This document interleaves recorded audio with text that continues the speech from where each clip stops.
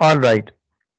So last time we discussed about sole trader business, and these three questions are related with that concept. And we covered all that in the previous class. So now let's discuss the answers. In fact, you will answer it and then I'll see whether the answer is correct or not. Okay, let me ask you one by one. Yes, Daud Ehsan, you are there. Daud, answer the first question. What is meant by the term separate legal identity? Um, Sir, the business is separately 2% from its owner. Can you just develop it a bit more because in that way you might get 1 mark if it is a 2 mark question.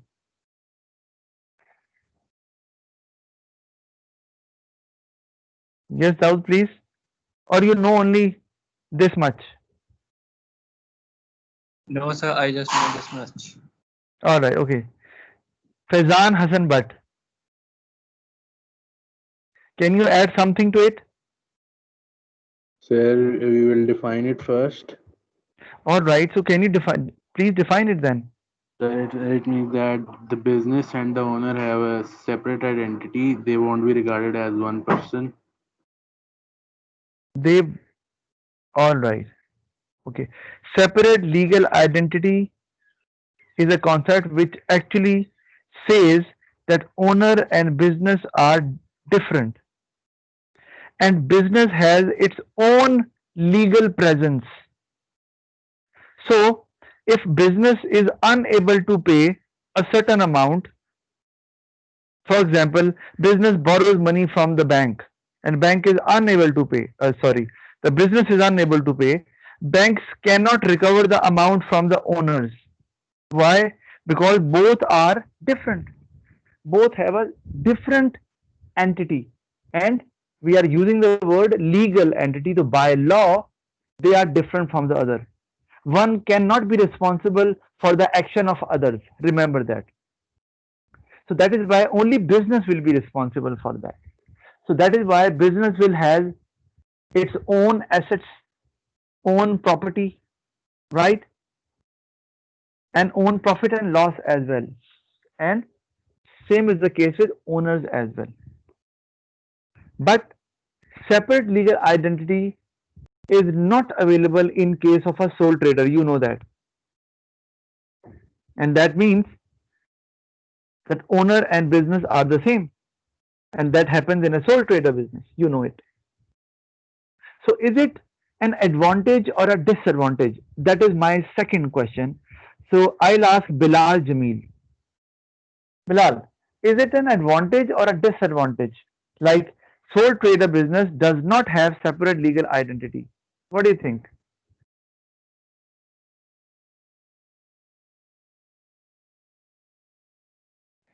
So it can be a disadvantage as well because all the losses that are faced by the business has to be paid by the owner himself. All right.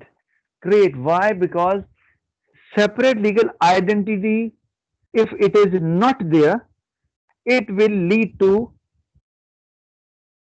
unlimited liability.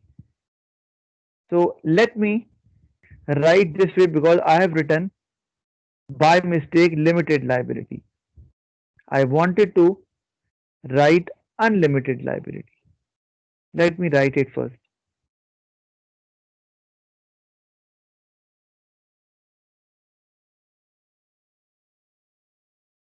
Just a minute.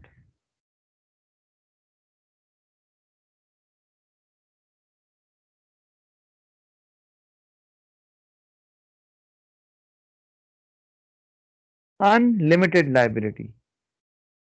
Right?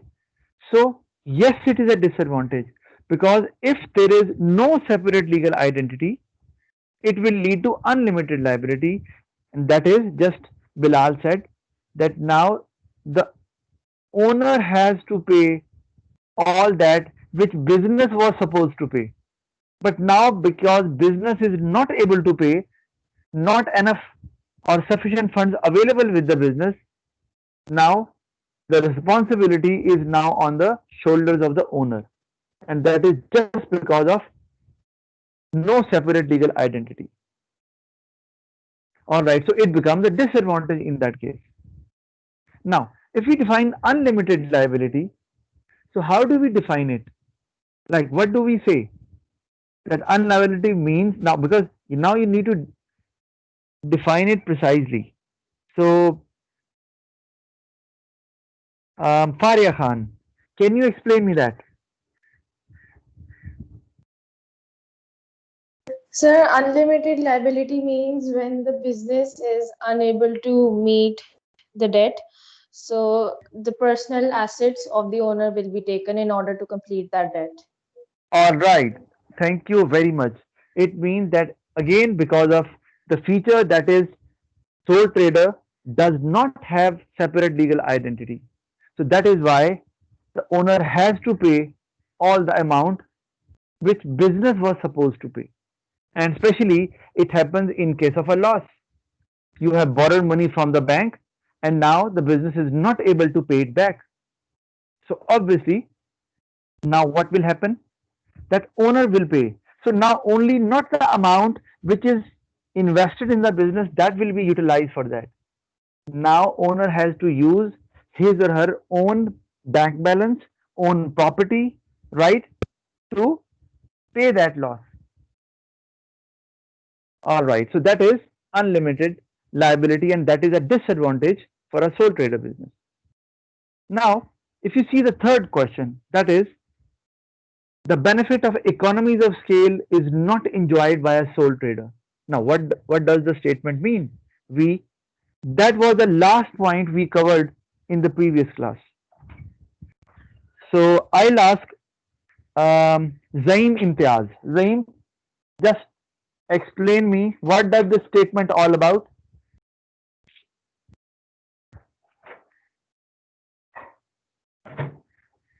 Zaim Imtiaz, are you there?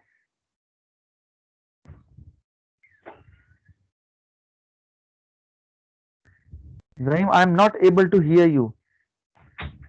Okay, Sufyan, do you have any idea? Because you were there in the class. Yes, sir. So, Please as a go ahead. sole trader is owned by a single owner, so he does not have enough capital to buy the products or raw material in bulk. So, the people who buy the raw materials in bulk, they get discounts on their material. But as a sole trader is owned by a single owner, he does not get the discount on the products he buy, as he does not buy it in bulk. Thank you very much, Hussain. Very good. So you remembered that. But Yes. again, one more thing, that is, it's not only about the capital you have, it's about whether you have the capacity to utilize such a large amount of goods or raw material. Because for that, you need to have a larger scale of production. You must have lots of branches, okay, or must have a very huge factory, okay. Then you will like to buy in bulk. Otherwise, if you have large capital but your business is small, let's say, or you have fewer branches, there is no point buying in bulk. So it means that we need to consider that whether the scale at which the business operates, it is large or not. So because sole trader business operates at a smaller scale, and that is because of the factor, that is, one is capital, they do not have sufficient amount of capital. Second is that there is only one owner.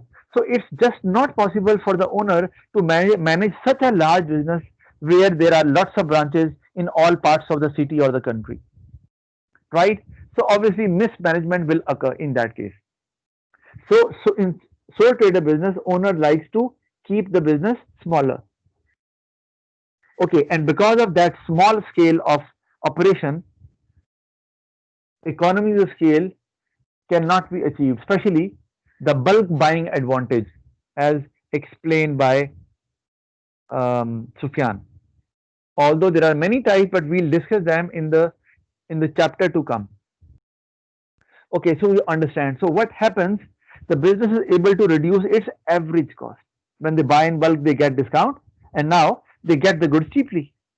So in fact, the cost goes down, especially average cost. All right. and that average cost, when it goes down, it leads to higher profit as well. Now, okay, let's move on to the next type, because we have covered all this. Partnership. So always listen to my lessons carefully, because I will always ask questions whenever I feel that it is important. Along with the assignment, I'll give it to you because it's a lengthy chapter. So I will keep on asking questions. So always come prepared. Now, partnership. So again, business students, they know about it. I want, okay, now Dayan is there as well. All right. So, Razeen, can you explain what is partnership?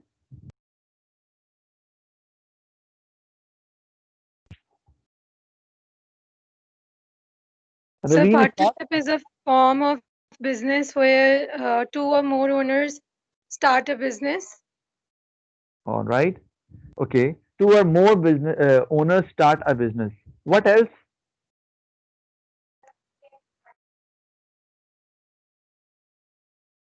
Yes, Razeen. Is there any problem with your mic? Sir, you mean the features?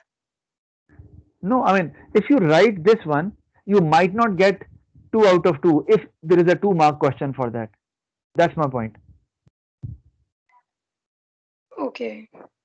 If there are two or more owners who agree to start a business, for that they make an agreement, and in that agreement they agree to share capital, responsibility, and the various functions that will be performed by a certain owner, and in that case we call them partners. And that agreement is basically called partnership deed, where it is clearly mentioned what amount of capital will be invested by which partner will be responsible for which particular function of the business. For example, either the partner will be responsible for marketing of the business, or managing finance, or managing workers, right? So, and the most important thing, that is sharing of profit and loss. So it's not about sharing of capital and responsibility only. They have to share the profit and loss as well, depending on their agreement and the amount of capital they invest in the business. All right. So partnership is basically an agreement. Two or more partners with shared capital and responsibilities, and profit and loss has to be shared between partners according to an agreed ratio, and that is mentioned in a partnership deed. Partnership deed is basically a legal document signed by both the partners or all the partners in it, so that, for example, if in the future some misconception occurs, or maybe one partner uh, does not prove to be honest, then a legal proceeding can be taken against that partner with the help of that partnership deed. So the element of profit and loss is extremely important because it's a private sector business. So agreement must be of sharing profit and loss also. All right. Unincorporated business. Again, similar to sole trader business, it is also called an unincorporated business. So Hamza bin Farouk, can you tell me what is an unincorporated business?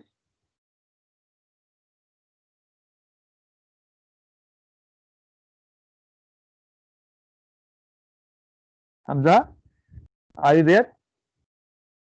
Sir, sorry. Yes. Please question. Answer.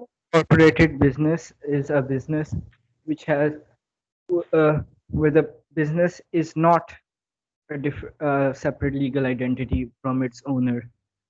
All So right. Okay, you fine. have It means, unlimited ability. yeah, that comes later, but that is a different point. If there is a question that defines the term unincorporated business, so in the definition, you cannot write that means unlimited liability. That is a different concept. Yes, you can say this feature leads to unlimited liability. But uncorporated business does not mean unlimited liability. So you are right. Unincorporated business means that business does not have separate legal identity. So owner and business are the same as sole trader. So I'm not going to explain it further. Unlimited liability, again, you know that whenever a business is unincorporated, unlimited liability is must be a feature of that business. Okay, let's move on. Now, advantages of partnership. So more capital. Now, remember, when you are writing the advantages of partnership in the paper, remember, for example, there is a question, explain two advantages of a partnership business. So if you write that in a partnership business, they will have large capital or they will have more capital, you might not get any marks for that. Do you know why? Because there are other types of businesses who have a lot more capital than partnership business. So your information is incomplete unless and until you compare it with a business where there is lower capital than partnership business. That is why I wrote more capital as compared to sole trader business. If you won't write this, there will be a problem. An examiner may not give you marks at all.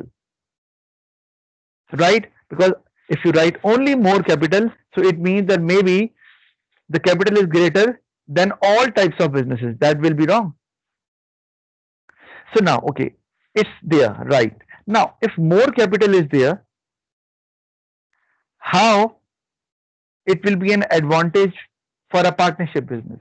Now, that is my question, and I want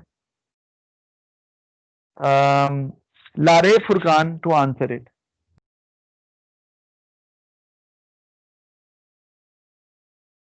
Yes, Lareb. Lareb, are you there? I think Lareb is not there. Rafe Mushtaq, please participate. Yes, sir. Please go ahead. Explain me. This is an advantage which is right in front of you on your screen. My question is how it is an advantage. How can you develop that point? Yes, Sir, Rafi.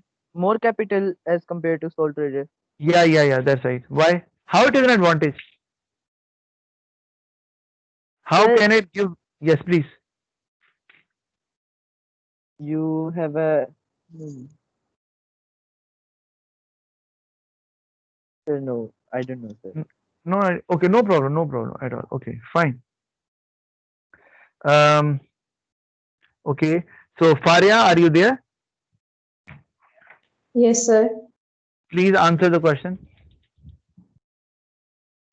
So more capital would help the business in order to expand, because with the help of larger capital, the business would be able to expand and open more new branches. Okay, what will happen then? The market share might increase of the business. Okay, all right. Okay, thank you.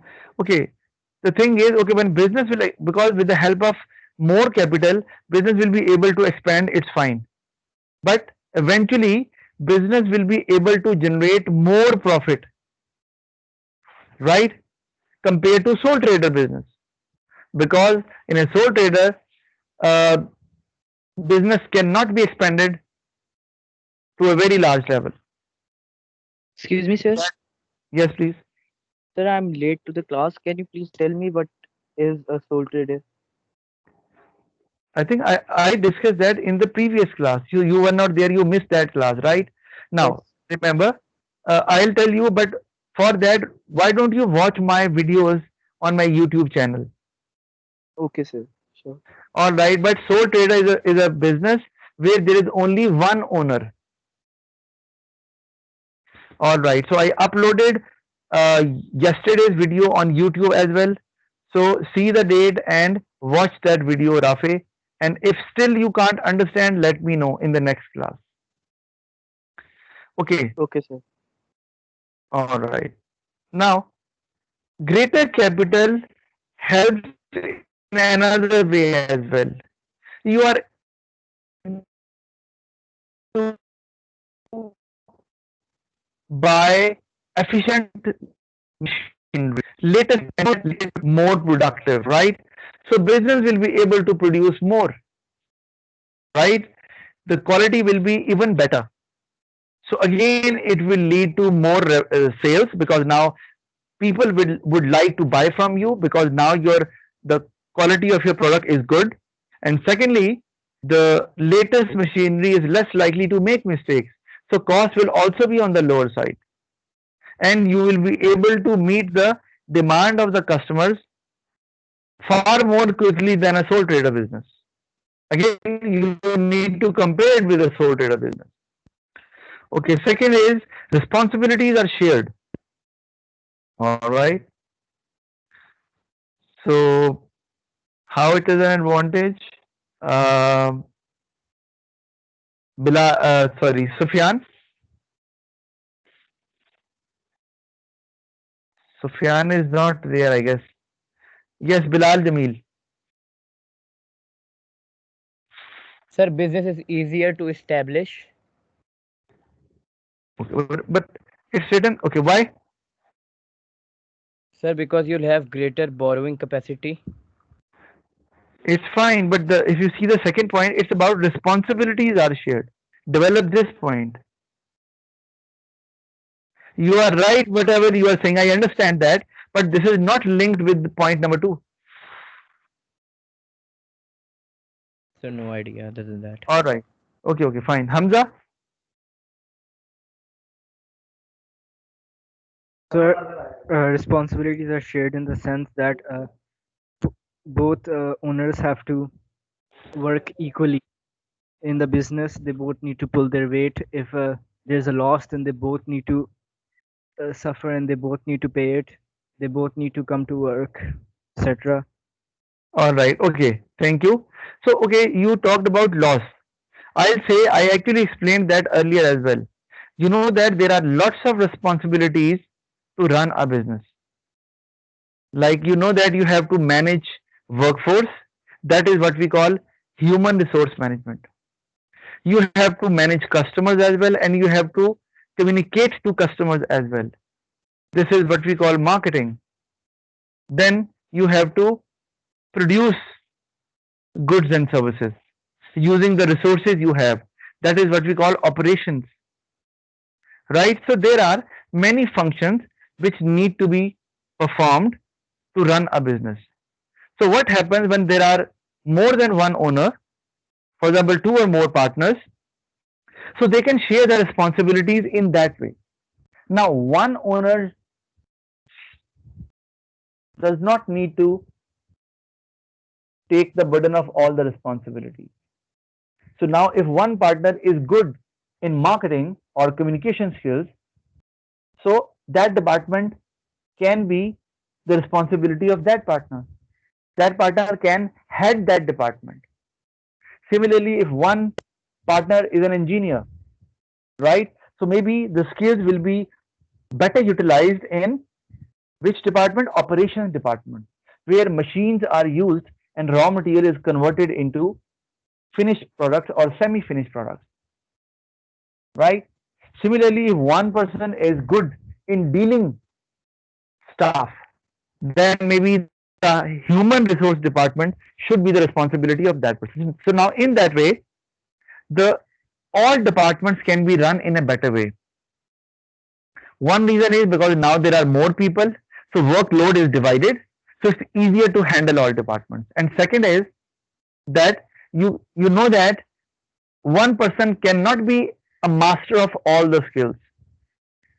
Like you know that jack of all trades, master of none. So in that case, all partners, they might be masters in their own field. They might be experts in their own field. So they are given that area of the business where their expertise can be best utilized. So it won't only reduce the burden, it will actually help the business to grow even more quickly. And they'll be able to satisfy customers in a far better way. They'll be able to manage their workers easily, and workers will stay motivated. They would not like to leave the job. All right. So that is what we call that responsibilities are shared, and that is actually a very significant advantage of a partnership business. Third is loss is shared between partners. So now this is another point. So if you write loss in point number 2, then obviously you won't be able to write point number 3. So it's okay. Still it's okay. Why? Because you do not need to write too many points in your answers. You know that. It's about how you develop your points and whether you are talking in context or not. Okay, so loss is shared. Now, you know that I told you that normally sole trader businesses have a short life. And why they have a short life? Because sooner or later, they suffer loss and owner really struggles to get out of that situation. Loss remains unpayable and the sole trader has to close down the business. But in case of partners, especially if there are, let's say, 10 partners, so it doesn't matter whatever the loss is, because it will be shared between the partners, so it won't affect the partners much, and business can continue for a longer time period. So they have ability to bear higher losses compared to a sole trader business. Sole trader business might not be able to bear even a small loss because he is the only person who has to manage finance. Here there are lots of owners. So that is why, because the ability to bear loss is greater than the sole trader, that is why they have a longer life than sole trader. Again, I'm telling you, I'm comparing it with sole trader. That is why I'm using the player will feel that might be comparing it with, there are other types, public limited company, private limited company. We'll talk about them later, but these are bigger companies, bigger than partnership business. So then your answer will be wrong. So you have to compare your business with a weaker business whenever you are developing advantages. All right. Next is decision making becomes effective as partners are there to discuss the matter. Now, you know that responsibilities are shared. It's fine. You understand that. But decision making is something different. How? Because, for example, you have to take a major decision, and that decision could be opening of a new brand, launching of a new product, right? So now, if this happens, then you require somebody who can give you some kind of an advice because it's a difficult decision. It is a risky decision. It involves a lot of time and finance. So if one person takes it, it becomes very risky, right?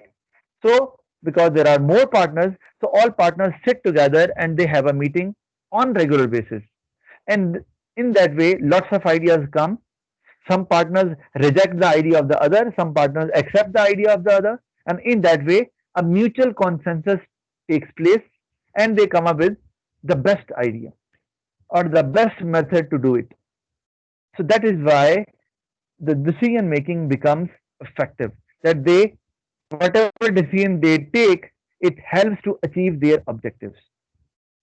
Do remember, I think I told you earlier, whenever we use the word effective, it has a specific meaning because in English we generally use it, but when we study business, it has a specific. Now, when we say effective, if I say to a student, and okay, let's say if I give some questions to a student and I say you are effective, it means that student was able to answer all questions correct and within the time frame which was given to the student, right? And that was the target, right? So we say the student was able to achieve the target successfully. because he or she attempted the questions in the manner I wanted, and it was well within the time frame given by me. Similarly, when we say decision making becomes effective, so it means whenever you take a decision, obviously there is a set objective in front of you. You always set an objective first and then you take a decision, right? So, because then the most suitable decision or the best decision comes out, because of that, all partners sit together and all share their experience and abilities and skills. So, that decision helps the business to achieve their target, and that is why we say decision making becomes effective. All right, now the next advantage is easier to raise finance as compared to sole trader. I'm not going to explain that because it's easy. I want somebody to answer that, and for that I'll ask Zaim. You did not participate last time. Can you please speak up? Zaim. Zaim, are you there? Because if you won't talk, I will assume you are not there. Yes, And sir. I Yes, won't. sir. So please, why are you so slow? So, sir, my mic was not working, so I Or just please, now there is an advantage. Okay, easier to raise finance as compared to sole trader. Why? Explain it.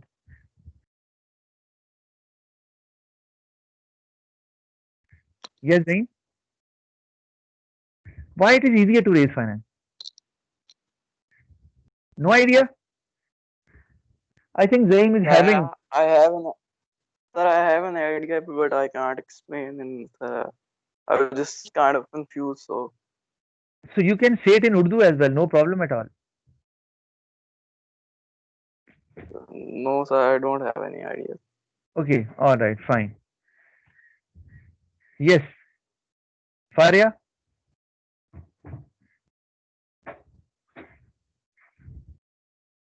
Yes, sir. It's easier to raise finance in a partnership because as compared to sole trader, because in sole trader there is only one owner, and in partnership there are several partners. So while contributing the capital, a fairly large amount can be generated. Okay, all right. So can't you see it is quite similar to point number one? Is there any difference, Faria? So both are similar. Both are similar, but still there is a difference. Difference is, the first point is about more capital because there are more partners. Now this point is about if they want to raise more finance, then they can hire more partners, right? And for example, if they want to obtain a loan from the bank might give them the loan because now it's a relatively large business and there are many partners who can bear the loss together. So maybe the bank may have more confidence in partnership business compared to sole trader business. So that is why this is about raising finance. The first point is about availability of the capital. Faria, got it? Yes, I Faria. got it. All right. Okay. Now, the disadvantages. Absence of freedom of decision making. It's quite easy, you know that. In sole trader business, I told you sole trader is his or her own boss, can take any decision without the consent of anybody. Now, if there are four partners, one partner cannot take a decision unless and until all other partners agree to it. So it means that the margin of freedom has gone down. So some people might not be that much comfortable. Who wants to work alone? Who wants to take decisions on their own? So then that won't be suitable for such type of people. And you know that sometimes it happens that there's an argument, there's a counter argument, and the other partners do not agree with the decision the one partner is suggesting. So it can be a letdown for a person having that sort of a nature I just explained. Then unlimited liability, I don't need to explain that, you know that, because it's an unincorporated business, so liability remains unlimited, compare similar to sole trader business. Then we have limited capital as compared. Now see, earlier I wrote in advantages more capital, but there I compared it with a sole trader. It's fine. And now I'm using the same point in disadvantages as well, and I'm able to do it. And that is a skill you require. But now I'm comparing it with a business larger than partnership business. So all limited companies, they are huge in size, right? Compared to partnership business. We will talk about limited companies, but right now we do not need to talk about it, because in limited companies there are more owners, more than the partnership business. That is why they are able to generate more capital. And secondly, they have a far better image, because larger the business, better will be the reputation. What do you think, right? So obviously, again, it's very easy to have more capital. Owners will bring in more capital, and secondly, it is easier to raise finance as well. So both points can come here, or you can write separate points as well. Partnership comes to an end if any partner dies. Now, do you know why will it happen? Fazan, Hassan, but why will it happen? Why if a Yeah, partner, because yeah, the business and the owner would be regarded as one person. So when the owner dies, business also comes to an end. okay, all right, very good. That's right, huh? Very relevant concept you highlighted. Very good. But remember, it's written partnership comes to an end, right? For example, there were four partners. One partner dies. Earlier, they were sharing the profit and the capital with the ratio of 25% each. Now one partner is gone, okay, or they lost one partner. Now they have to, the business is there, but now they cannot run it unless and until they form another agreement, because now the agreement will come to an end, and that is what we call partnership comes to an end. Business may stay there. It depends, because partners can decide to close down the business because now one partner is no more there. And the agreement was between four partners. But they can also decide about forming a new agreement rather than closing down the business. So then they have to come up with a new contract or an agreement where there will be three partners and they will share the capital, profit and loss, and responsibilities of the business. And obviously, that is because of the same feature, that is, the business is unincorporated. So you cannot continue. If something happens to any of the owners, it affects the business. Why? Because it affects the contract, it affects the agreement. So unless and until you make a new agreement, you cannot run your business. Right. It's the same case as if you are driving a car with four wheels. If you lose one wheel, can you drive the car? Obviously not, unless and until you change the structure of the car. Okay, that yes, we can drive the car with three wheels as well, but you require change of structure of the car. Same is the case with businesses as well. Four partners are no more there, so now you have to shift to another agreement. That is again the change of the structure. All right, all partners suffer because of the negligence or dishonesty of any partner. Now, why it is so? Because all partners, you know that business is having an unincorporated uh, business feature, right?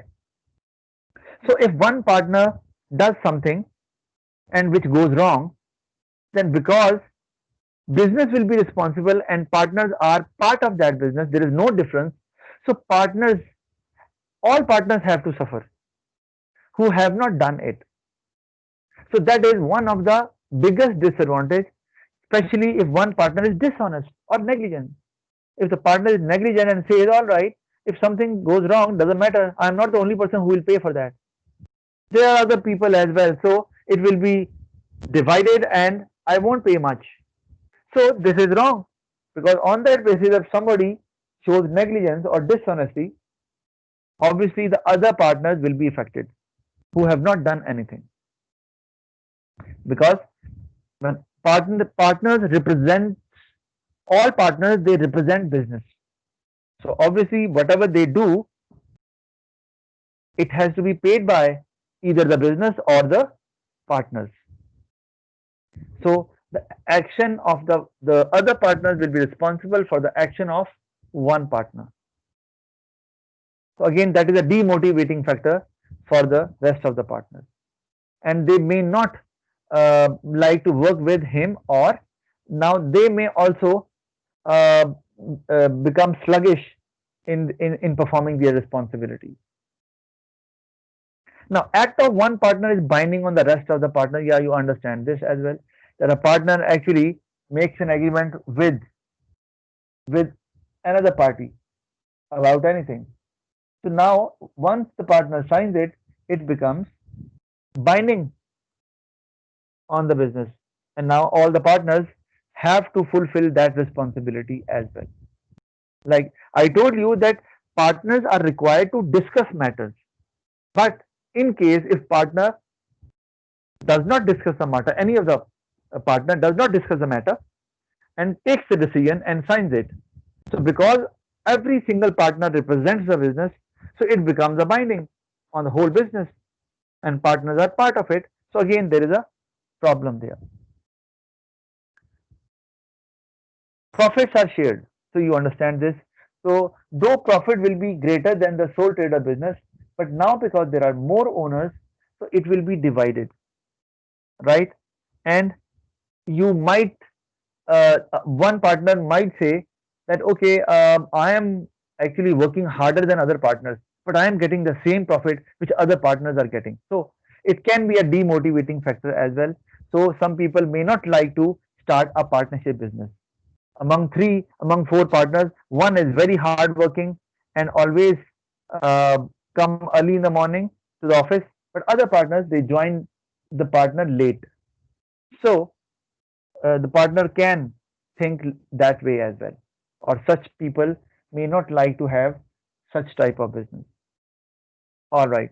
So we are done with disadvantages of partnership as well. So we have covered another type of private sector business, that is partnership, and I may pose few questions from you in the next class. So that's all for today. Thank you very much. I will see you in the next class.